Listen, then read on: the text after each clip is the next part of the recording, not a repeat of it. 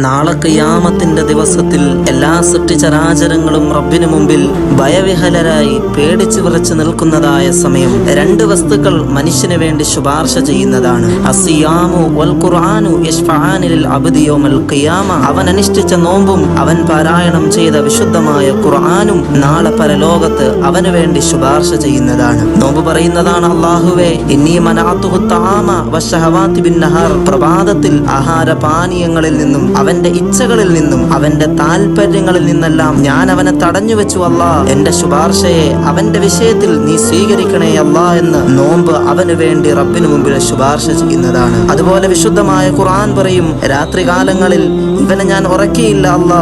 ഖുർആൻ പാരായണങ്ങളിലായും നമസ്കാരങ്ങളിലായും രാത്രികാലങ്ങളിൽ ഉറക്കമൊഴിച്ചു അല്ലാ എന്ന് വിശുദ്ധമായ ഖുർആൻ അവന് വേണ്ടി ശുപാർശ ചെയ്യും. അല്ലാഹു സുബ്ഹാനഹു വ തആല ഈ രണ്ട് ശുപാർശയും സ്വീകരിക്കുന്നതാണ്. സാലിഹായ പ്രവർത്തനങ്ങൾ റബ്ബിന് മുമ്പിൽ പ്രയോജനപ്പെടുക തന്നെ ചെയ്യുന്നതാണ്.